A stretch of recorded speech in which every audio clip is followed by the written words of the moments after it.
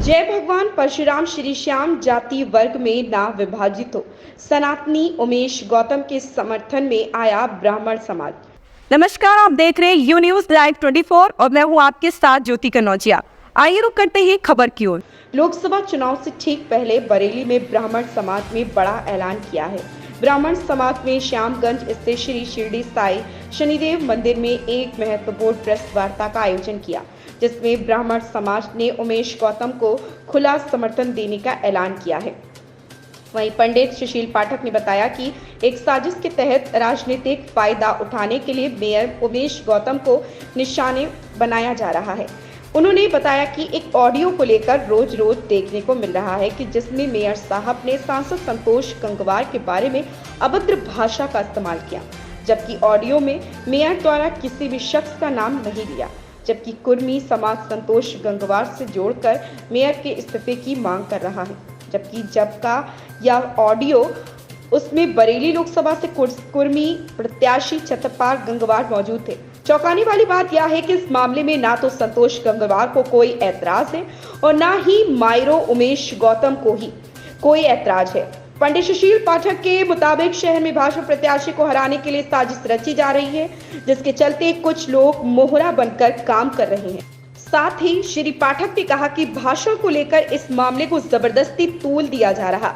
उन्होंने कहा कि विपक्षियों की साजिश को कभी भी कामयाब नहीं होने देंगे। पूरा ब्राह्मण समाज मेयर के साथ है और खुला समर्थन की घोषणा की है। वहीं इस मौके पर नीलिमा पाठक ने कहा कि हम सभी अपनी जाति को भूलकर राष्ट्र निर्माण और सनातन धर्म की रक्षा करने वाले 500 वर्ष की प्रतिष्ठा के बाद हम सनातन धर्म मानने वाले राम भक्तों को राम मंदिर देने वालों को जीत कर उनके प्रत्याशी को समर्थन देना चाहिए, ताकि सनातन धर्म की रक्षा हो सके। वहीं कुछ संगठन के सिपाही ही ऐसा मानते हैं। ऐसे में कहा जा सकता है कि संतोष गंगवार का समर्थक बनने का दिखावा करने वाले समाज में नफरत फैलाने का काम कर रहे हैं, जिससे भाजपा के प्रत्याशी को कमजोर किया जा सके। ऐसे में पंडित सुशील पाठक ने इन पर कार्रवाई की मांग की है, जो भाजपा के विरोध में माहौल तैयार करने को काम कर रहे हैं। अखिल भारतीय ब्राह्मण उत्थान जिला अध्यक्ष अनिल मिश्र ग्रुप में एसके मिश्रा, दीपक कुमार, दीपक शर्मा, मुनेन्द्र गुप्ता, रवि शर्मा आदि उपस्थित रहे। क्या नाम है आपका? मैं नीलिमा पाठक, मंडल अध्यक्ष अखिल भारतीय ब्राह्मण महासभा और उड़ान एक प्रयास और सबसे बड़ी समाज के लिए हूँ। ये परिचय तो आपने पूछा तो मैंने दे दिया, केवल अपने समाज के लिए हूँ और ऐसा कुछ भी नहीं है। जी, मैं यही कहूँ, हर क्रिया की देखिए प्रतिक्रिया होती है, कोई भी चीज अपने आप से नहीं होती। अभी ये सिलसिला कई दिन से इतवार को एक कार्यक्रम था उमेश जी के सिटी कार्यालय पर। ब्राह्मण समाज में छतरपाल गंगवार जी के माध्यम से हमारे जो महापौर जी के नेतृत्व में सारे ब्राह्मण लोग वहां पर एकत्रित हुए थे, क्योंकि चुनाव की बात करनी थी और लोकसभा की सीट को यहाँ से जिताना है, इस तरह काम करने थे। तब ये चीज अपने समाज के बीच में उमेश गौतम जी ने ये कहा था कि एक जनप्रतिनिधि कहते हैं, क्योंकि वो कह चुके थे उससे पहले कि ब्राह्मण समाज ने देश को बर्बाद कर दिया, ब्राह्मण समाज ने देश के लिए कुछ नहीं किया। शायद वो नहीं, ये जो कहने वाले हैं उन्हें ये नहीं ध्यान है कि सबसे पहली स्वतंत्रता के लिए सबसे पहली गोली खाने वाला ब्राह्मण था, मंगल पांडे था। ये चीज भूल गए। और आज भी अगर देखिए तो ऐसा आज देखिए, चाहे तो वे गौतम जी हैं 2017 से हैं, उसके बाद से आज तक की बरेली देख लीजिए, कितना बरेली का विकास किया। क्या क्या ब्राह्मणों का सिर्फ विकास किया है, पूरी बरेली के लिए विकास किया है। फिर अगर ये सारी चीजें, फिर उन्होंने किसी का नाम नहीं लिया, किसी एक जनप्रतिनिधि कहा।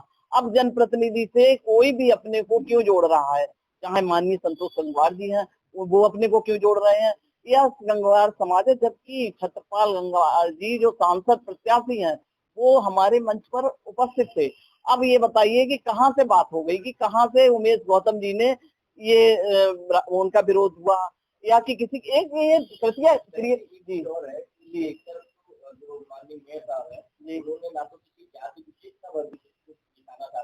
आपका कहना है कि जो संतोष गंगवार जी उन्होंने ब्राह्मणों के लिए कुछ अप्रद कहे थे, क्या कहा था? हाँ, मतलब उन्होंने ये कहा था कि ये ब्राह्मण क्या किया है ब्राह्मण समाज ने, अब तक देश के लिए कुछ नहीं किया है, बर्बाद किया देश को। और है यहाँ यही सब इसी तरह के लोग हमारा टिकट कट करवाने वाले। जब अब आप सामने खड़े हैं तो आप उसको क्या समझेंगे कि हमारे लिए कहा गया। तो जब आपका मौका लगेगा, कहीं पे आपका समाज आपके साथ है, उस समय पर आप उस चीज की चर्चा करेंगे। तो सिर्फ ये वो चर्चा थी, ना कि इसको इतना बड़ा तूल देना, इसको इतना बड़ा, ये बहुत सारी चीजें हैं जिनको बनाया जा रहा।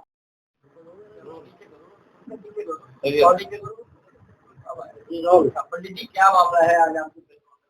देखिए, एक ऑडियो वायरल को लेकर लगातार प्रेस वार्ताएं हो रही है। महापौर जी के एक ऑडियो को लेकर लगातार चर्चाएं हो रही है। उस ऑडियो में कहीं पर किसी व्यक्ति या किसी पार्टी का नाम नहीं है। जब किसी पार्टी या व्यक्ति का नाम नहीं है तो उसे क्यों एक जाति के लोग संतोष गंगवार जी को लेकर जोड़ रहे हैं, ये बिल्कुल गलत है। हमारा मानना है, इस समय जिन्होंने सनातन धर्म को मजबूत किया है, जिन्होंने अयोध्या में राम मंदिर जो 500 साल हमारे प्रभु श्री राम टाट में रहे, आज उन्हें मंदिर बना कर दिया। बरेली को नाथ नगरी के इंडोर से जोड़ रहे हैं और हर तीर्थ स्थल को, चाहे बनारस ले लीजिए, चाहे उज्जैन महाकाल को देख लीजिए, हर जगह विकास हो रहा है।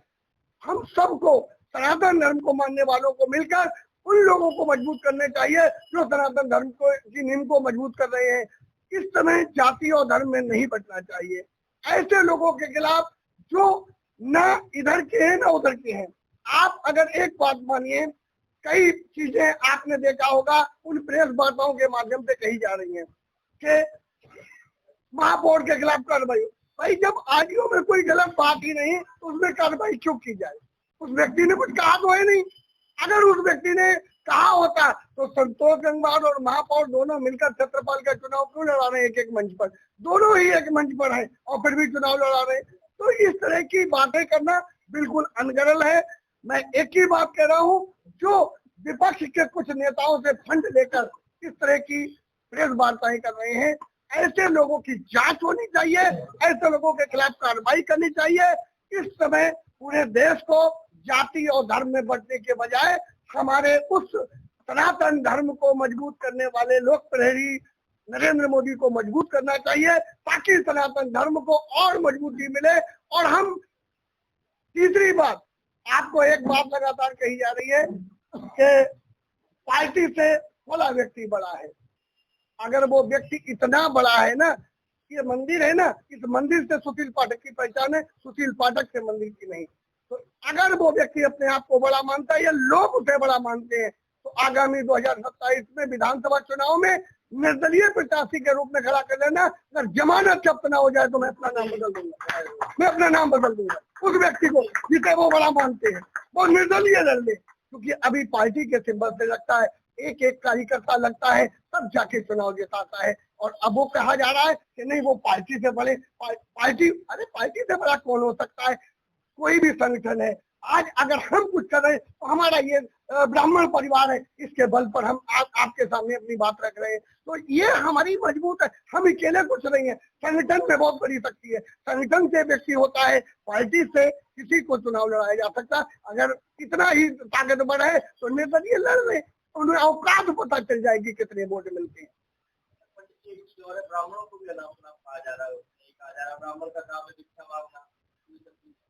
ब्राह्मण को बिल्कुल भिक्षा न ब्राह्मणों ने मांगी है, ब्राह्मणों ने शिक्षा दी है, इस जगत को चमकाया है। अगर ब्राह्मण न होते तो ये वेद नहीं होते, और वेद नहीं होते तो इस देश में जो अच्छी चीजें आज वेदों से ही चल रही है। हमारे वेद मंत्रों में वो ताकत है कि अभी हम मंत्रों की ताकत से बारिश करा सकते हैं, हम बारिश रोक सकते हैं। ये हमारे वेद मंत्रों की ऋचाओं में ताकत है। और अगर ब्राह्मणों ने ऐसे वेद मंत्र लिखकर तैयार किए हैं, उन वेद की ऋचाओं को तैयार किया है, तो ब्राह्मणों को अलग करने वाले हम उनसे एक बात कह रहे हैं, कल से वो अपने नामकरण खुद कर ले, कल से वो अपने विवाह खुद कर ले। ब्राह्मणों को क्यों बुलाते हैं? वो चूसिए अपने घर पर बैठे, हम ब्राह्मणों को क्यों बुला रहे हैं?